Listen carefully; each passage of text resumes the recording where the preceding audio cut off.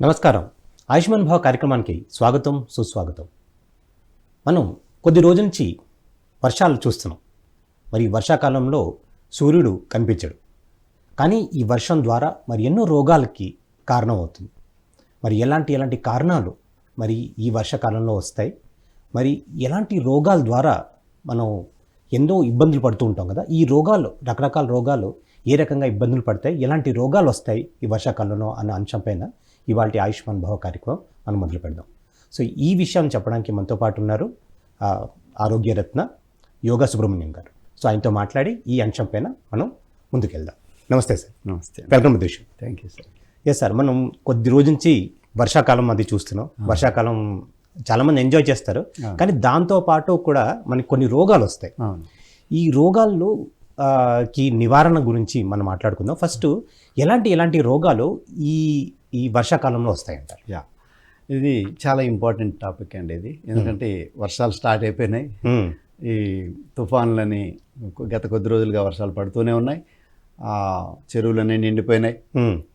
గాలిలో తేమ పెరిగిపోయింది. సూర్యుడు మనకు కనిపించి చాలా రోజులు అయినట్టుంది. ఇక్కడ ఈ వర్షాకాలంలో ముఖ్యంగా వచ్చేటటువంటి వ్యాధులు ఏంటంటే, ముందుగా మనం శరీర ప్రకృతిని మనం గమనించుకొని వాటి ధర్మాన్ని అనుసరించి మనం వ్యాధులు ఏ వ్యాధులు వస్తాయని నిర్ధారించుకోవచ్చు. వర్షాకాలంలో ముఖ్యంగా ఏం జరుగుతుందంటే కఫం పెరుగుతుంది. ఎందుకంటే గాలిలో తేమ ఎక్కువగా ఉంటుంది. కఫ ప్రకోపం ఉంటుంది. తర్వాత వాత ప్రకోపం ఉంటుంది. తర్వాత పిత్త క్షీణత ఉంటుంది. శరీరంలో కామాగ్ని, జఠరాగ్ని, జ్ఞానాగ్ని 3 రకాల అగ్నులు ఉంటాయి. ముఖ్యంగా జఠరాగ్ని పచనం చేసేటటువంటి అగ్ని. అందుకు ఈ జఠరాగ్నికి సూర్యుడి యొక్క కిరణాలు చాలా అవసరం. అందుకనే ఈ 4 మాసాలు చాతుర్మాసం అని, ఈ 4 ఒక మార్గశిరం వరకు, ఆషాఢం నుంచి మార్గశిరం వరకు 4 ఉన్నటువంటి మాసాలు, 4 మాసాలను చాతుర్మాసము అంటారు. చాతుర్మాస వ్రతాలను పాటిస్తారు. ఇప్పుడు ఆశ్వేజము, కార్తీకము, శ్రావణము, భాద్రపదము, ఆశ్వేజము, కార్తీకము, ఈ 4 మాసాలు. అయితే ఈ 4 మాసాలలో అధికంగా కఫం పెరుగుతుంది. కఫం పెరగడం వలన ఆ స్నిగ్ధత్వం అనేది సూర్యుడు లేని కారణంగా పిత్తం తగ్గిపోయి ఆ శరీరంలో పిత్తం చాలా లో అయిపోతుంది. అంటే అరుగుదల శక్తి తగ్గుతుంది. అరుగుదల శక్తి తగ్గడం వలన వచ్చేటటువంటి వ్యాధులు ఏంటి? అజీర్తి, ఎక్కువగా తింటే అన్నం అరగదు, పొట్టలో గ్యాస్ ఫామ్ అవుతుంది, కాన్స్టిపేషన్ వస్తుంది, అంటే మలబద్ధకం ఉంటుంది, త్రేన్పులు వస్తుంటాయి. తేన్పులు వచ్చినా కూడా అరగకుండా వచ్చినట్టు పుల్ల త్రేన్పులు అంటారు, అవి వస్తుంటాయి. సో ఇవన్నీ పొట్టకు సంబంధించిన పిత్తం ప్రకోపం తగ్గడం, పిత్త క్షీణత జరగడం వలన వచ్చేటటువంటి వ్యాధులు పొట్టకు సంబంధించినటువంటి వ్యాధులు. ఇక కఫ ప్రకోపం అధికంగా ఉంటుంది. ఎందుకంటే గాలిలో తేమ అధికంగా ఉంటుంది, పిత్తం తగ్గిపోయి ఉంటుంది కాబట్టి ఆటోమేటిక్గా కఫవాతాలు 2 పెరుగుతాయి. ఈ త్రిదోషాలలో ఏ దోషం తగ్గినా మిగతా 2 దోషాలు పెరుగుతాయి. ఏ దోషం పెరిగినా మిగతా 2 దోషాలు తగ్గుతాయి. సో ఇప్పుడు కఫం అధికంగా ఉంటుంది కాబట్టి ఎక్కువగా కఫ సంబంధమైనటువంటి వ్యాధులు వస్తాయి. ఏమేమిటి? అలర్జీస్, సైనసైటిస్, మైగ్రేన్, తర్వాత ఆస్తమా, బ్రోంకైటిస్. అంటే ఈ రకమైనటువంటి కఫ సంబంధమైనటువంటి వ్యాధులన్నీ కూడా, కఫ సంబంధం ఇక్కడి నుంచి పైన కన్ను, ముక్కు, నోరు, చెవి, గొంతు సంబంధించినటువంటి వ్యాధులు వస్తాయి ముఖ్యంగా. తర్వాత వాత సంబంధమైనటువంటి వ్యాధులు కూడా అధికంగా ఉంటాయి. మోకాళ్ళ నొప్పులు, ఆర్థరైటిస్ ఉన్న వాళ్ళకి అన్ని కీళ్ళు నొప్పులు ఉంటాయి. రుమటాయిడ్ ఆర్థరైటిస్ విపరీతంగా నొప్పులు ఈ కాలంలో, అధికమైన కీళ్ళ నొప్పులు ఉంటాయి. ఆమవాత సంబంధమైనటువంటి, పొట్టకు సంబంధమైనటువంటి వ్యాధులన్నీ కూడా మనకు, ఈ అజీర్తికి సంబంధించినటువంటి వ్యాధులన్నీ కూడా ప్రకోపిస్తాయి. దానికి తోడు బయట మైక్రో ఆర్గానిజం డెవలప్ అవుతుంది. బయట చిన్న చిన్న వర్షం పడుతూనే అన్ని చెట్లు మొలుస్తాయి. ఆ చెట్లను తినేటటువంటి పరాన్న జీవులు కూడా ఆ టైంలో ఉత్పత్తి అవుతాయి. ఉత్పత్తి అయ్యి అతి సూక్ష్మ జీవులు, అది బ్యాక్టీరియా కావచ్చు, వైరస్ కావచ్చు, విపరీతంగా స్ప్రెడ్ అయిపోతుంది. వాటి ద్వారా వచ్చేటటువంటి వ్యాధులు ఏంటి? ఫ్లూ, జ్వరాలు, అనేక రకాల జ్వరాలు, తర్వాత జలుబులు, తర్వాత కొంచెం అలసటగా ఉండడం, యాక్టివ్గా లేకపోవడం, ముఖ్యంగా జ్వరము, జలుబు, దగ్గులు ఇవి బ్యాక్టీరియా వలన వచ్చేటటువంటి వ్యాధులు. వాత కఫాలు ప్రకోపించడం ద్వారా వచ్చేటటువంటి వ్యాధులు ఈ కాలంలో అధికంగా మానవాళిని హింసిస్తూ ఉంటాయి. అంటే ఇప్పుడు మీరు చెప్పినట్టుగా ఈ వర్షం పడిన మూలంగా చాలా చోట్లన్నీ నీళ్ళు అన్నీ నిలిచిపోతాయి. సో అలాంటి చోట్లలో కూడా ఈ మస్కిటోస్ అంటే ఈ దోమలన్నీ ఇక్కడ చేరి దాని మూలంగా మలేరియా కూడా వచ్చే ఛాన్సెస్ ఉంటాయి. ఇప్పుడు ఫ్లూ అంటూనే అది మలేరియా కావచ్చు, టైఫాయిడ్ కావచ్చు, చికెన్ గున్యా కావచ్చు, డెంగ్యూ కావచ్చు, ఏదైనా కావచ్చు. ఫ్లూ అంటే బ్యాక్టీరియా నుంచి వచ్చే మైక్రో ఆర్గానిజం డెవలప్ అవ్వడం వలన, సూక్ష్మజీవుల వలన వచ్చేటటువంటి వ్యాధుల్లోనే ఇవన్నీ వస్తాయి. మనం పేరున చెప్పినా డెంగ్యూ కావచ్చు, చికెన్ గున్యా కావచ్చు, ఇంకా మలేరియా కావచ్చు, టైఫాయిడ్ కావచ్చు, కలరా కావచ్చు, ఇవన్నీ కూడా ఆ కోవకు చెందినవి. బ్యాక్టీరియా పెరగడం వలన నీటిలో మురికి గుంటల్లో చేరిపోయి ఉంటాయి నీళ్ళని. సో అలాంటి చోట ఎక్కువగా గుడ్లు పెడుతుంటాయి మస్కిటోస్. వాటి ద్వారా ఎక్కువగా ఉత్పత్తి అయి వాటి పునరుత్పత్తి కోసం ఫిమేల్ ఆడ దోమకు రక్తం అవసరం అవుతుంది, జంతువుల నుంచి వచ్చే రక్తం.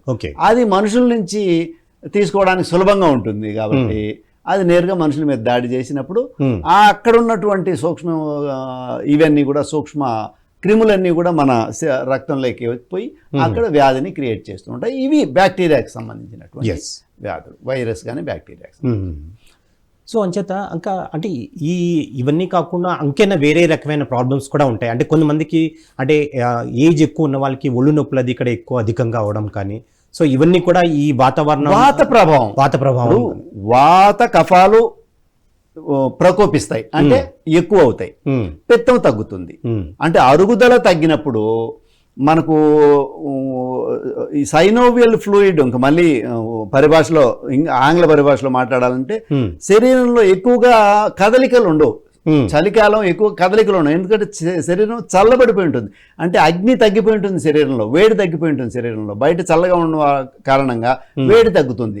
సూర్యుడు కూడా మనకు సూర్యకిరణాలు మనకు ప్రసరించవు కాబట్టి శరీరంలో వేడి తగ్గిన కారణంగా వాత కఫాలు పెరుగుతాయి. పిత్తం తగ్గడం వలన, పిత్తం అంటే వేడి, వాతం అంటే వాయువు, వాయురాకాశాలు కలిపి వాతము, భూమి అగ్ని కలిపి నీరు అగ్ని కలిపి పిత్తము, భూమి నీరు కలిపి కఫము. ఇక్కడ మనకు కఫతత్వము వాతతత్వం పెరుగుతుంది, పిత్తతత్వం తగ్గుతుంది శరీరం దేహ ప్రకృతిలో.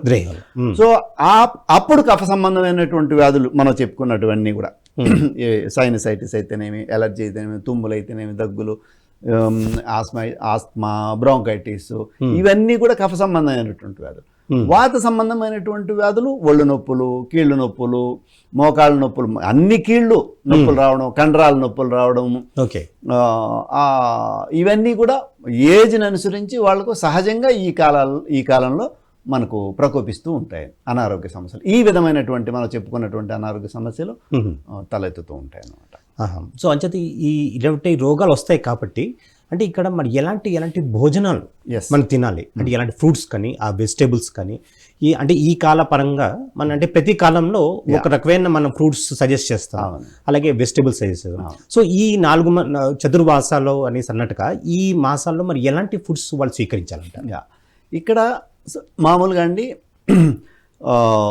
కాలాలను అనుసరించి, ఋతువులను అనుసరించి భోజనం చేయడం అన్నది మన యొక్క భారతీయ సనాతన ధర్మంలో నేర్పించినటువంటి మన పెద్దలు, మనకు గురువులు, మన యాన్సిస్టర్స్ మనకు నేర్పించారు ఋతువులను అనుసరించి. ఇక్కడ ఆరోగ్యవంతులు ఎవరు అంటే హితబుక్కు, మితబుక్కు, రుతబుక్కు.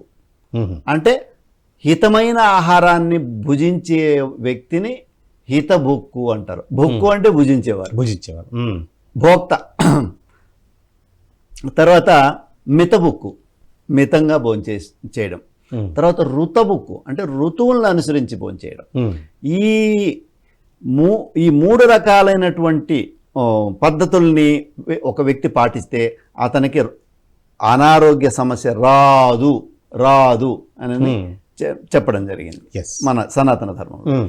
కాబట్టి ఇక్కడ మన ఋతువులు అంటే ఇది వర్ష ఋతువు. మ్మ్. వర్ష ఋతువులో ఎటువంటి ఆహారాలను స్వీకరించాలన్నది దాని గురించి ఇప్పుడు మనం చెప్పుకున్నాం. ఎస్. అయితే ఈ ఆహారమే కాకుండా మనం ఇంకా కూడా మనం వివరించాల్సిన అంశాలు ఆహారము, విహారము, వ్యాయామము, తర్వాత నిద్ర, మ్మ్. ఇవన్నీ కూడా మనం డిస్కస్ చేద్దాము. మొదట ఆహారం గురించి చెప్దాం. మ్మ్. ఈ కాలంలో ముఖ్యంగా వేడి చేసే ఆహారాన్ని తీసుకోవాలి. శరీరంలో వేడిని పెంచేటటువంటి ఆహారాన్ని తీసుకోవాలి. ఓకే. ఫర్ ఎగ్జాంపుల్ మిరియాలు శరీరంలో వేడిని పెంచుతుంది. మిరియాల రసము, మిరియాలు ఉండే ఏ కూరైనా కూడా మిరియాలతో చేసినటువంటిది తీసుకోవాలి మ్మ్. పిత్తాన్ని పెంచడం కోసం. మ్మ్. మన సొంటి కావచ్చు, సొంటి వాతాన్ని తగ్గిస్తుంది, పిత్తాన్ని పెంచుతుంది. ఓకే. అల్లం కూడా పిత్తాన్ని పెంచుతుంది. పిత్తం మన శరీరంలో తగ్గిపోయినప్పుడు మనం ఏం చేయాలంటే పిత్తాన్ని పెంచుకోవడానికి కావలసినటువంటి ఆహార పదార్థాలను తీసుకోవాలి. కఫాన్ని పెంచేటటువంటి ఆహార పదార్థాలను తినకూడదు. మ్మ్. కఫాన్ని ఏ ఆహార పదార్థాలు పెంచుతాయంటే గడ్డలు కఫాన్ని పెంచుతాయి. ఇప్పుడు ఆలు ఉంది, కఫాన్ని పెంచుతుంది. మ్మ్. తర్వాత అనేక రకాల ఆహార పదార్థాలు, కఫ సంబంధమైన ఆహారం ఉంది, వాత సంబంధమైనటువంటి ఆహారం ఉంది, పిత్త సంబంధమైనటువంటి ఆహారం. సో మనకు ఈ కాలంలో పిత్తం పెరిగేటట్లు కావలసినటువంటి ఆహార పదార్థాలు అంటే తేలికగా జీర్ణం అవుతూ కొంచెం ఘాటైన పదార్థాలని తీసుకోవాలి. మ్మ్. తేలికగా జీర్ణం అయ్యేటటువంటి ఆకుకూరలు తీసుకోవచ్చు, కాయగూరలు తీసుకోవచ్చు. శాకాహారంలో మనకు కావలసినటువంటి ఆహార పదార్థాలని ఈ సీజన్లో పండేటటువంటి ఆహార పదార్థాలను తీసుకోవచ్చు. నిల్వ ఉంచినటువంటి ఆహార పదార్థాలని కంప్లీట్గా పక్కన పెట్టేసేయాలి. ఎస్. అది. తర్వాత ఫ్రూట్స్ కూడా మనకు ఈ కాలంలో పండేటటువంటి అన్ని రకాల ఫ్రూట్స్ మనం తీసుకోవచ్చు. మ్మ్. ఎప్పుడో పండినవి, ఎక్కడో పండినవి, అమెరికాలో పండిన ఆవు కాడ అని, ఎద్దు కాడ అని ఏదేదో కొన్ని ఫ్రూట్స్ వస్తున్నాయి. చైనా నుంచి వచ్చిన అదేదో డ్రాగన్ ఫ్రూట్ అని, ఇవన్నీ అసలు మన మస్తిష్కాల్లో నుంచి ఈ విదేశీ గొప్పతనం అన్నది తీసేయాలి సార్. మన దేశంలో, మన సనాతన ధర్మంలో మన గురువులు, మన సప్తర్షులు చెప్పినటువంటి ఎన్నో మన దర్శనాల్లో చెప్పినటువంటి విషయాలు, పురాణాల్లో చెప్పినటువంటి విషయాలు, వేదాలలోనూ చెప్పినట్టు, ఆయుర్వేదంలో చెప్పినటువంటి విషయాలు ఎన్నో ఉన్నాయి. వాటినంటిని వదిలేసి నేను ఆవకాడ తింటున్నాను, నాకు బలం వస్తుంది, నేను డ్రాగన్ ఫ్రూట్ తింటున్నాను, నాకు బలం, నేను ఇంకోటి అదేదో రకరకాలైన విదేశీ పండ్లు ఏమీ ఉండవు అక్కడ. మన దేశంలో మన ప్రాంతంలో ముఖ్యంగా మనకు సరౌండింగ్స్లో పండేటటువంటి ఆహారం మనం తీసుకుంటే అక్కడున్నటువంటి ఎనర్జీ, మనకు కావలసినటువంటి మెడిసిన్స్ ఆహార పదార్థాల్లో ఉంటాయి. మనకు 10 మీటర్ల సరౌండింగ్స్లో కనుక పండిన ఆహారం అయితే కంప్లీట్గా మన శరీరానికి అనుకూలంగా ఉంటుంది. 1 కిలోమీటర్ రేడియస్లో పండిన ఆహారం అయితే మనకు 99% మన శరీరానికి ఏదైతే అవసరమో అవన్నీ ఆ మినరల్స్ అక్కడ ఉంటాయి. ఓకే. ఎందుకు మన వాళ్ళు పెరట్లో మనకు కూరగాయలన్నీ వేసుకొని అప్పటికప్పుడు ఫ్రెష్గా తెంచుకొని కూర చేసేవాళ్ళు మన అమ్మమ్మలో. దాని కారణం ఏంటంటే మన రేడియస్లో, మనం 1 కిలోమీటర్ రేడియస్లో మన శరీరంలో ఉన్నటువంటి ఏ లోపాలు ఉన్నాయో, అది ఏ లోపమో, మినరల్ లోపం కావచ్చు, విటమిన్ లోపం కావచ్చు, ఇంకా మైక్రో న్యూట్రియంట్స్ ఏదైనా లోపం కావచ్చు, అవన్నీ కూడా ఆ ఆహార పదార్థాల్లో మన కోసం ప్రకృతి వాటిల్లో నిబిడీకృతం చేసి ఉంటుంది. అంటే మన ఇంటి చుట్టూ ఉన్న ఎంత తక్కువ రేడియస్ లో ఉంటే అవన్నీ మన బాడీకి బాగుంటుందంట. 100% మనకు ఆరోగ్యాన్ని ఇస్తుంది. ఆహారం గురించి మనం మాట్లాడుకుంటాం. మన పెరట్లో పండే ఆ ఫ్రూట్స్ అవుతే అవ్వచ్చు, లేకపోతే మన కూరగాయలు అవుతే అవ్వచ్చు, మన బాడీకి ఎంతో మేలు చేస్తుంది అని చెప్పని మాట్లాడుతున్నాను. అది కొంచెం కంటిన్యూ చేయండి. అయితే మనం నేను ముఖ్యంగా ఏం చెప్తున్నానంటే ఋతువులను అనుసరించి ఆహారం తీసుకోవాలి. ఈ ఋతువులో ఏమేమి పంటలు వస్తున్నాయి, ఏమేమి కాయగూరలు వస్తున్నాయి, ఏమేమి ఆకుకూరలు వస్తున్నాయి, ఏ పంటలు మనకు ఈ ఋతువులో పండుతున్నాయి అనే దాన్ని బట్టి ఆ ఋతువుని బట్టి వచ్చే మన దేశంలో ఋతువులు ఒక్కొక్క ఋతువులో ఒక్కొక్క పంట వస్తుంది. వర్ష ఋతువులో వచ్చేటటువంటి పంట కొన్ని రకాల ఆకుకూరలు వస్తాయి, కొన్ని రకాల కాయలు వస్తాయి, కొన్ని రకాల పండ్లు వస్తాయి. అవి ఏదైనా సరే ఈ ఋతువులో మనకు పండేటటువంటి పండ్లను కానీ కాయగూరలు కానీ ఆకుకూరలు కానీ దుంపలు కానీ తీసుకోవచ్చు. అది వీలైనంత తక్కువ రేడియస్లో పండినటువంటివి అయితే ఎక్కువ మనకు ఉపయుక్తంగా ఉంటాయి మన ఆరోగ్యాన్ని కాపాడడంలో. ఓకే, ఇది ఒకటి ఆహారానికి సంబంధించి. తర్వాత ఇంకా విదేశీ పండ్లు, విదేశీ కాయగూరలు, విదేశీ ఇవనేటి కంప్లీట్గా మనకు పనికిరావు. అవి తిన్నా కూడా మన శరీరానికి అవి అతకవు. అచ్చా, అది యుక్తాహారం కాదు, అది అయుక్తాహారం. తర్వాత ఆహారం అయిన తర్వాత ఇటువంటి ఆహారాలను తీసుకుంటూ కఫాన్ని తగ్గించేటటువంటి ఆహారాలను, వాతాన్ని తగ్గించేటటువంటి ఆహార పదార్థాలను తీసుకొని కొంచెం పిత్తాన్ని పెంచేటటువంటి ఆహార పదార్థాలను కానీ మెడిసిన్స్ కానీ తీసుకుంటూ మనం ఈ యొక్క వర్షాకాలం అంతా కూడా సంపూర్ణ ఆరోగ్యంగా కేవలం ఆహారంతోనే కూడా మనం మెయింటైన్ చేయొచ్చు. కాకపోతే ఇక్కడ శరీరం సంపూర్ణ ఆరోగ్యంగా ఉండాలంటే ఆహారం కేవలం 50% రోల్ ప్లే చేస్తుంది. ఇంకా మిగతా 50% విహారం పైన ఆధారపడి ఉంటుంది. విహారం అంటే నేచర్ ఆఫ్ వర్క్. ఓకే, ఏం పని చేస్తున్నాం మనం? కంప్యూటర్ దగ్గర పని చేస్తున్నామా, లేదంటే ఎక్కువగా సెడెంటరీ లైఫ్ స్టైల్ ఉందా, కూర్చొని పని చేస్తున్నామా? ఇలా పని చేసే వాళ్ళకైతే ఈ యొక్క ఏసీల్లో ఉండే వాళ్ళకి, ఫ్యాన్లు గాలి కింద ఉండే వాళ్ళకి వాతం అధికంగా ప్రకోపిస్తుంది. వాతం అధికంగా ప్రకోపించి నడుముల నొప్పులు వస్తాయి, వీపుల్లో నొప్పి వస్తుంది, భుజం నొప్పులు వస్తాయి, మెడ నొప్పి వస్తుంది, కీళ్ళ నొప్పులు వస్తాయి, మోకాళ్ళ నొప్పులు కానీ పాదాల్లో నొప్పులు కానీ, ఇవన్నీ ఒంట్లో నొప్పులు ఎక్కువగా రావడానికి ఆస్కారం ఉంటుంది. దానికి కారణం ఏంటంటే సైనోవియల్ ఫ్లూయిడ్ ఈ చలికి అంతా ఈ వేడి లేని కారణంగా శరీరంలో అది జామ్ అయిపోతుంది. ఈ యొక్క గ్రీస్ లూబ్రికెంట్ జాయింట్స్లో. సో వాతం అధికంగా ఉండడం వలన కూడా ఈ యొక్క ఆ వాటర్ని అబ్జార్బ్ చేసుకునే గుణం వాయువుకు ఉంటుంది. ఓకే, ఎయిర్ ఎలిమెంట్ కనుక పెరిగిందంటే బాడీలో వాటర్ని అబ్జార్బ్ చేసుకుంటుంది. వాటర్ అబ్జార్బ్ చేసుకోవడం వలన డ్రై స్కిన్ వస్తుంది. సో డ్రై స్కిన్ని కాపాడుకోవాలంటే వాటర్ బాగా తీసుకుంటూ ఉండాలి. వర్షాకాలం కదా, నాకు దప్పిక కాలేదు, నేను వాటర్ తక్కువ తాగుతానంటే కుదరదు. అలా తాగితే వాటర్ కనుక తగ్గిపో వాయువు పెరిగిందంటే వాటర్ ఆటోమేటిక్గా తగ్గుతుంది. దానికి సమమైనటువంటి వాటర్ని ఇస్తూ వాయువుని తగ్గించుకోవడానికి, వాతాన్ని తగ్గించుకోవడానికి కావలసినటువంటి ఆహారాన్ని తీసుకుంటూ ఎక్సర్సైజెస్ చాలా ఇంపార్టెంట్.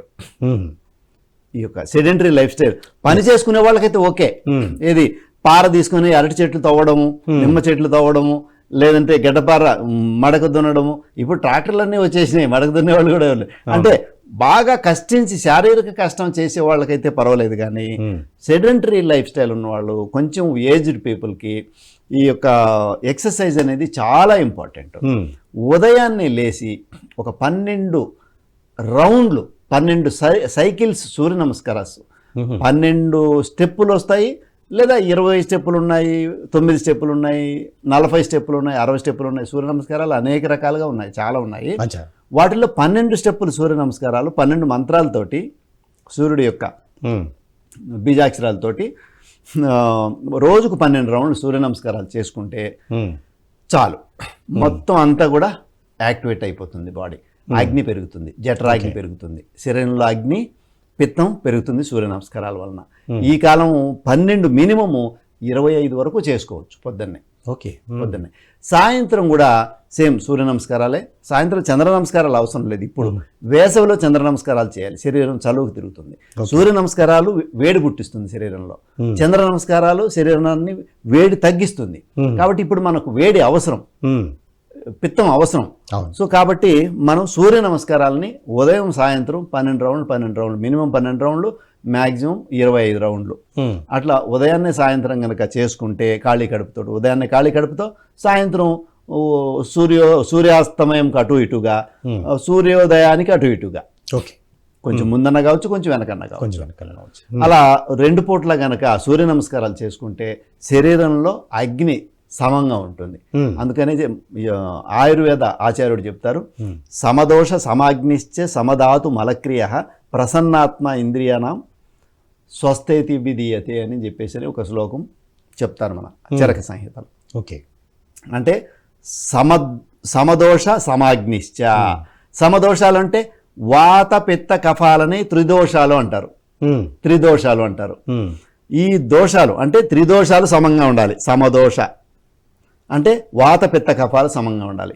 తర్వాత సమాగ్ని అంటే కామాగ్ని, జఠరాగ్ని, జ్ఞానాగ్ని, ఈ అగ్నులు కూడా సమంగా ఉండాలి. ఓకే, సమదోష సమాగ్నిశ్చ సమధాతు అంటే సప్తధాతువులు ఉన్నాయి కదా, రస రక్త మాంస మజ్జ మేధ అస్థి శుక్ర. అష్టమధాతు ఓజస్సు ఉంది, అది కనిపించదు, అది 6 లెవెల్లో కనిపిస్తుంది. సప్తధాతువులు కనిపిస్తాయి.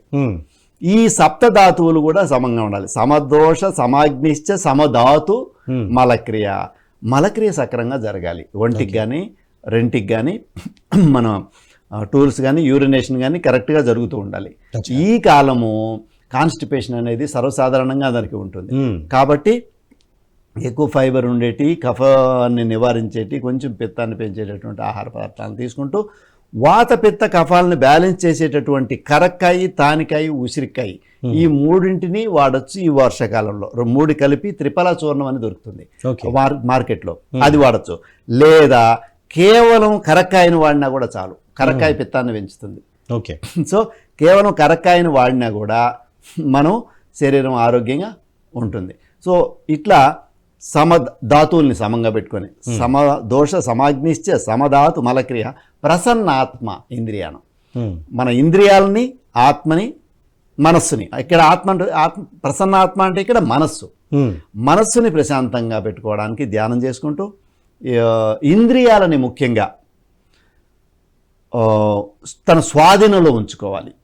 ఇంద్రియ ప్రకోపాలకు లోను కాకూడదు. కామ, క్రోధ, లోభ, మోహ, మద, మాత్సర్యాలు, అరిషడ్ వర్గాలకు లోను కాకూడదు. ఈ ముఖ్యంగా వర్షాకాలంలో కొంచెం ప్రశాంతంగా తక్కువ ఆహారాన్ని తీసుకోవాలి, మితంగా తీసుకోవాలి. మితాహారం ఎందుకంటే అగ్ని తక్కువ ఉంటుంది కాబట్టి ఆహారం అధికంగా తీసుకుంటే అజీర్తి వస్తుంది, వాతం పెరుగుతుంది, కఫం పెరుగుతుంది. వాత కఫాలు పెరిగి ఇంకా పిత్తం ఇంకా తగ్గిపోతుంది.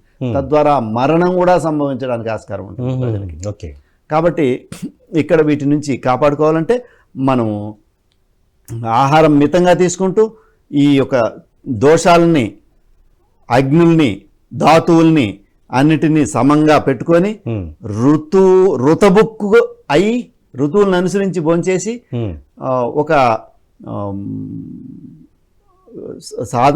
శారీరక సాధన, సూర్య నమస్కారాలు, శరీరంలోకి ఆహారం సాత్విక ఆహారంతో కూడినటువంటి బ్యాలెన్స్డ్ ఫుడ్, తర్వాత ఇంద్రియాలని మన స్వాధీనంలో ఉంచుకోవాలి. తర్వాత మనస్సు ప్రశాంతంగా ఉండడం కోసం ధ్యానం చేసుకోవాలి. ధ్యానం చేస్తే ఇంద్రియాలు, అరిషడ్ వర్గాలు అన్నీ స్వాధీనంలోకి వస్తాయి. సో ధ్యానం ద్వారా, ఆ ధ్యానంలో కూడా ఆనాపానసతి అత్యంత అద్భుతమైనటువంటి ధ్యానం, హైయెస్ట్ ధ్యానం. బుద్ధుడు ఆ యొక్క ధ్యానం ఆనాపానసతితోనే ఆయన ఎన్లైటన్మెంట్ బుద్ధత్వాన్ని పొందినాడు. ఎంతోమంది మహానుభావులు బుద్ధత్వం పొందిన వాళ్ళందరూ కూడా ఈ ఆనాపానసతి ద్వారానే పొందారు. సో కాబట్టి ఆనాపానసతి ధ్యానం చేసుకుంటూ మనస్సును, ఇంద్రియాలను, అరిషడ్ వర్గాలని బ్యాలెన్స్లో పెట్టుకొని సరైన ఆహార పదార్థాలను తీసుకుంటూ సరి అయిన వ్యాయామాన్ని చేస్తూ ఉంటే నిద్ర కూడా సక్రమంగా వస్తుంది. ఈ కాలము నిద్ర కూడా అధికంగా ఉంటుంది. ఎందుకంటే శరీరంలో కఫతత్వం పెరుగుతుంది. కఫతత్వం అంటే స్నిగ్ధత్వం ఉంటుంది.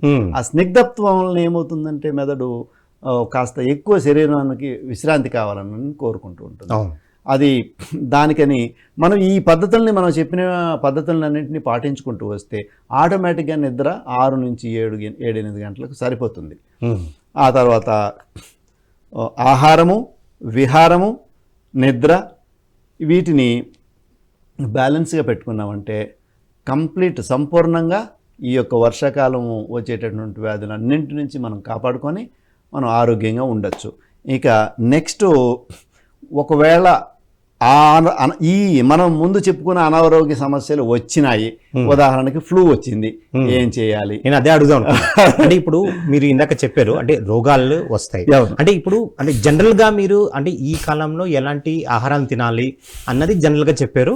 అంటే జనరల్ గా లైఫ్ స్టైల్ గురించి చెప్పుకుంటూ వచ్చారు. ఒకటి వచ్చింది ఇప్పుడు అంటే కొంతమందికి ఇలాంటి సమయంలో రోగాలు వచ్చినప్పుడు, అంటే కాన్స్టిపేషన్ వచ్చినప్పుడు కానీ, లేకపోతే ఫ్లూ వచ్చినప్పుడు, లేకపోతే లంగ్ రిలేటెడ్ ప్రాబ్లమ్స్ వచ్చినప్పుడు, ఆస్తమా ఇలాంటివన్నీ ఉన్నప్పుడు మరి వాళ్ళకి ఆహారం ఎలా ఉండాలి, విహారం ఎలా ఉండాలి, ఇవన్నీ ఇక్కడ మందులు ఎలాగ చెప్తాను. ఇప్పుడు ఉదాహరణకి జ్వరం వచ్చింది, అది ఏ రకమైన జ్వరమైనా కావచ్చు, బ్యాక్టీరియా వల్ల రావచ్చు, వైరస్ వల్ల రావచ్చు, దాని పేరు ఏమైనా పెట్టుకోండి. వీళ్ళంతా పేర్లు పెట్టినారు అంతే.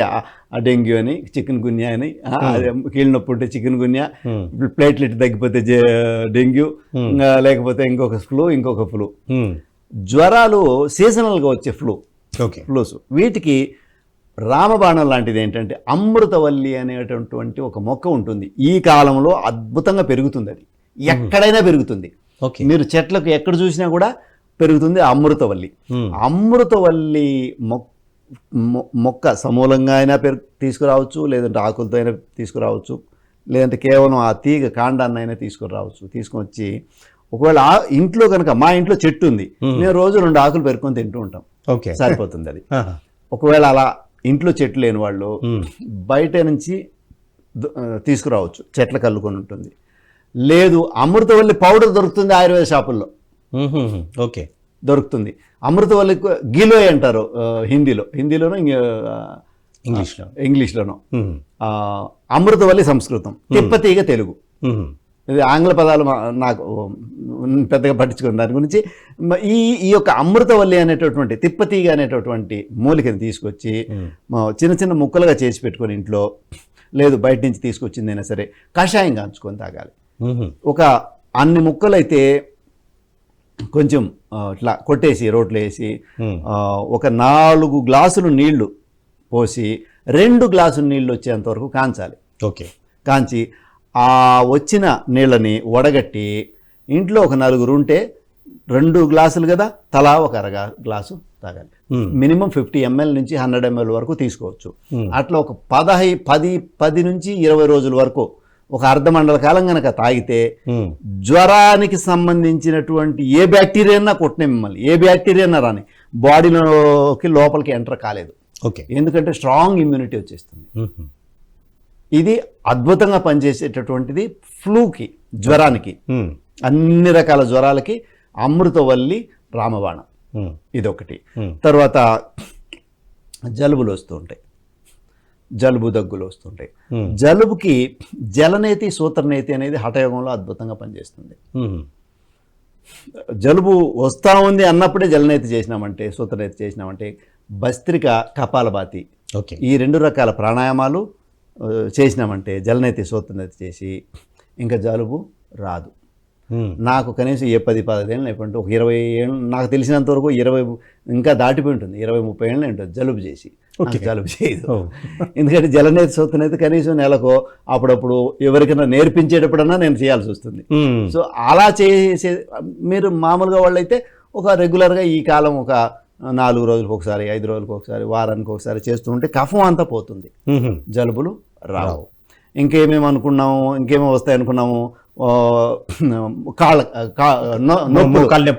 నొప్పులు, కీళ్ళ నొప్పులకి అద్భుతమైనటువంటి మన ఇంట్లోనే చేసుకునేటటువంటిది ఏంటంటే నువ్వుల నూనెతోటి ఆయిల్ మసాజ్, అభ్యంగన స్నానం.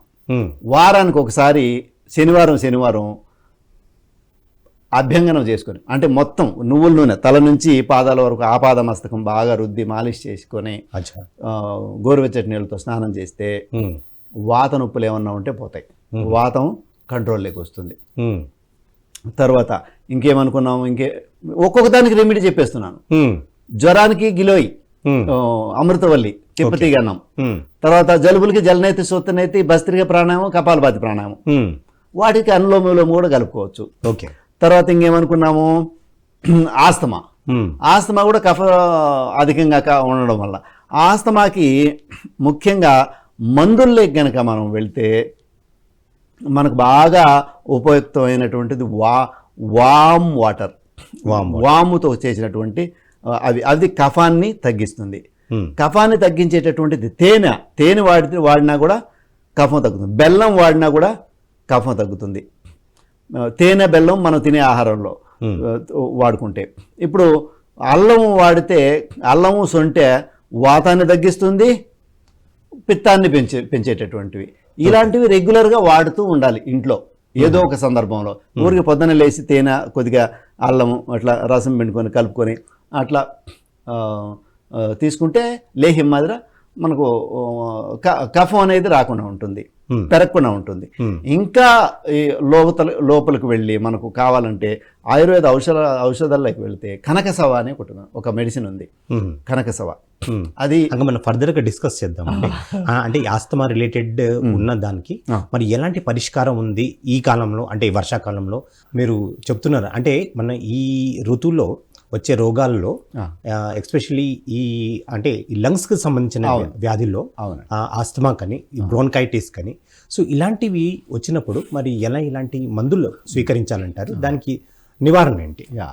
ఇది సర్వసాధారణంగా కఫ ప్రవృత్తి, కఫ ప్రకృతి ఉన్నటువంటి శరీరం కలిగినటువంటి వాళ్ళల్లో దాదాపు అందరికీ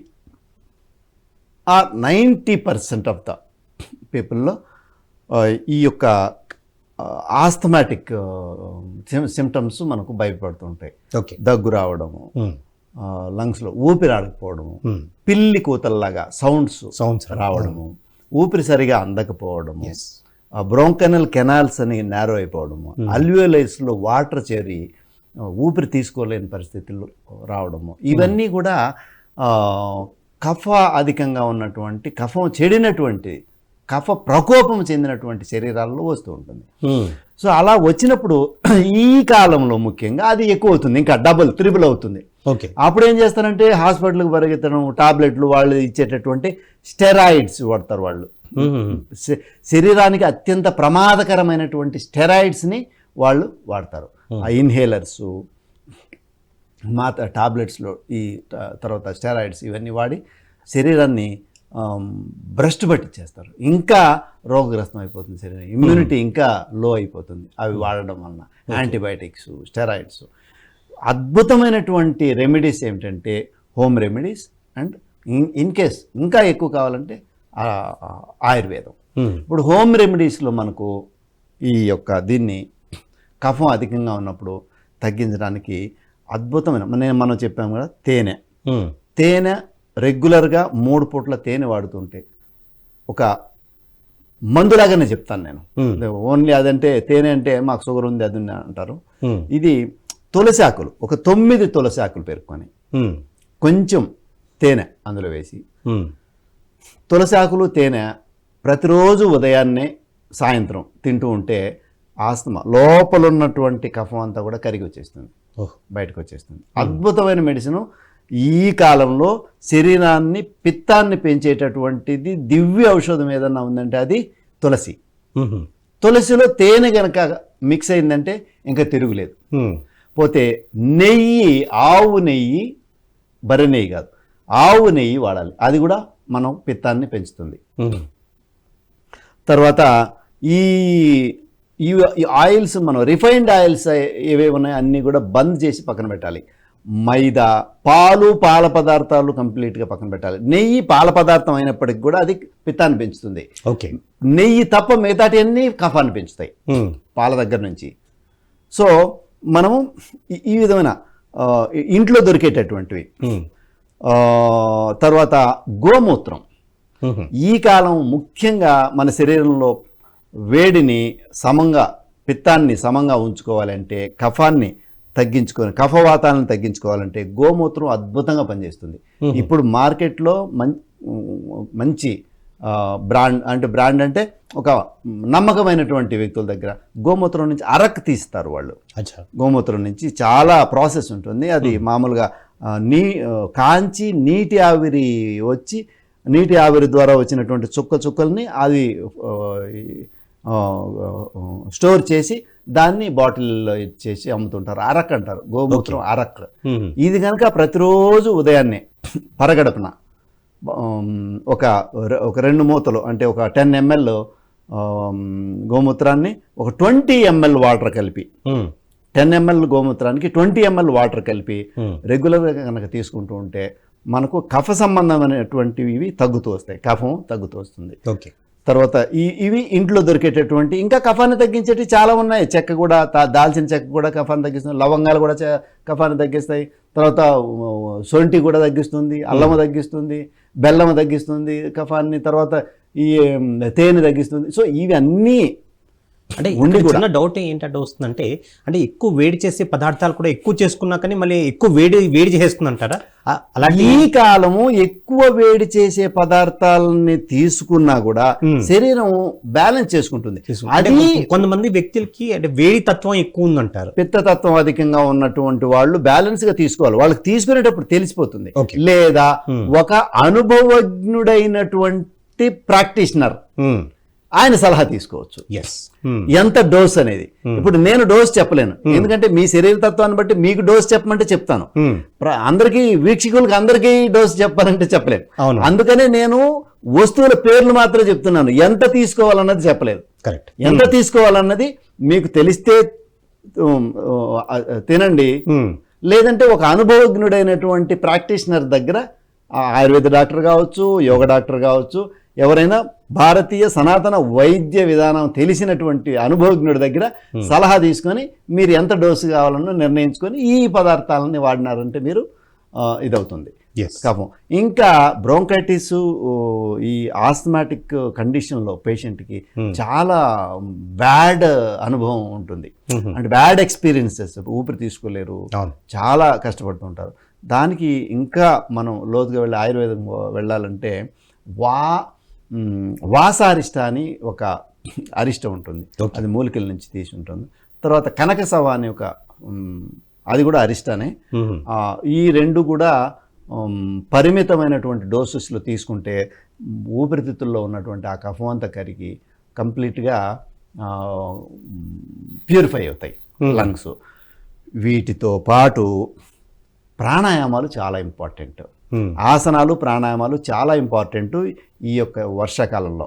ప్రతిరోజు కూడా సూర్య నమస్కారాలతో పాటు అవకాశం ఉన్నవాళ్ళు, తెలిసిన వాళ్ళు, సాధన తెలిసిన వాళ్ళు వాళ్ళ దగ్గర కొన్ని సూచనలు తీసుకొని లేదా కొంత ట్రైనింగ్ తీసుకొని ఆసనాలు సాధన చేయాలి. ముఖ్యంగా నిలబడే ఆసనాలు, ఊర్ధ్వహస్తాసనం, పార్శ్వోర్ధ్వహస్తాసనం, అర్ధచక్రాసనం, పాదహస్తాసనం, పార్శ్వ ఉత్తానాసనం, పార్శ్వకోణాసనం, త్రికోణాసనం, పరివృత్త త్రికోణాసనం, తర్వాత భూనమాసనం, తర్వాత వృక్షాసనం, గరుడాసనం, పరిగాసనం, ఇలా వాతాయనాసనం, ఇలా ఈ ఆసనాలన్నీ కూడా ఏం చేస్తాయంటే మొత్తం కీళ్ళకి నిలబడే వేసే ఆసనాలు. ముఖ్యంగా వర్షాకాలంలో నిలబడే ఆసనాలు వేయడం వలన శరీరంలో అన్ని కీళ్ళు కూడా ఇన్వాల్వ్ అవుతాయి. అందులో ఇన్వాల్వ్ అయ్యి మొత్తం బాడీ అంతా కూడా స్ట్రెచ్ అవుతుంది నిలబడేసే ఆసనాల వలన. బ్లడ్ సర్క్యులేషను బాగా జరుగుతుంది. చలికి బ్లడ్ సర్క్యులేషన్ కొంచెం తగ్గుతుంది బాడీలో. అందులో పిత్తం తక్కువ ఉంటుంది కాబట్టి ఆ ఫ్లో అనేది తగ్గుతుంది. కొంచెం ఫ్యాటీ బాడీ అయితే ఇంకా ఫ్యాట్ డిపాజిట్ అయ్యి బ్లడ్ ఫ్లో అనేది లోపల ఆర్టరీస్లో బ్లడ్ ఫ్లో అనేది తక్కువ ఉంటుంది. వెయిన్స్లో కూడా కొంచెం కంజెస్టెడ్ అయ్యి ఫ్లో అనేది తక్కువ ఉంటుంది. కాబట్టి ఈ ముఖ్యమైన నిలబడే ఆసనాలు వేయడం వలన కంప్లీట్గా బ్లడ్ సర్క్యులేషన్ అనేది బాగా జరుగుతుంది. సో అలా ఆసనాలు వేసుకుంటూ ముఖ్యంగా ప్రాణాయామాలు, ఏ ప్రాణాయామం చేయకున్నా పర్వాలేదు, అనులోమ విలోమ రెగ్యులర్గా చేయాలి. తర్వాత ఈ చలికాలంలో ముఖ్యంగా భస్త్రిక ప్రాణాయామం, కపాలభాతి ప్రాణాయామం రెగ్యులర్గా చేయాలి. కపాలభాతి కఫాన్ని తగ్గిస్తుంది, భస్త్రిక కూడా కఫాన్ని తగ్గిస్తుంది. సో ఇలా చేసుకుంటూ బ్యాలెన్స్ చేసుకోవడానికి అనులోమ విలోమ ప్రాణాయామాలు చేసుకుంటూ ఒక రోజుకు ఒక అరగంట సేపు మినిమం ధ్యానం చేసుకుంటూ ఉంటే సంపూర్ణ ఆరోగ్యం మనం ఈ చలికాలంలో, ఈ వర్షాకాలంలో కానీ ఆ తర్వాత వచ్చే చలికాలంలో కానీ మన బాడీ ఇమ్యూనిటీని గెయిన్ చేసుకుంటుంది, రోగరహితంగా శరీరం ఉంటుంది, ఆరోగ్యంగా ఆనందంగా మనం జీవితాన్ని హ్యాపీగా నడిపించవచ్చు ఈ కాలంలో. ఎస్ ఎస్ సుబ్రహ్మణ్యం గారు చాలా అద్భుతంగా, చాలా సింపుల్గా అంటే ఇప్పుడు ఈ వర్షాకాలంలో ఎలాంటి రోగాలు వస్తాయి, అలాగే దాని రోగ నివారణకి మరి ఏమేమి చేయాలి, అలాగే ఎలాంటి ఆహారం చేయాలి, ఎలాంటి విహారం ఉండాలి అనేది చాలా చక్కగా చెప్పారు. మరి ఇంత జ్ఞానం ఇచ్చినందుకు మీకు ఎంతో కృతజ్ఞతలు. Thank you very much. So ఇదండి ఇవాళ ఆయుష్మాన్ భవ కార్యక్రమం ఎపిసోడ్. ఇంకొక ఎపిసోడ్లో మళ్ళీ కలుసుకుందాం. అంతవరకు సెలవు.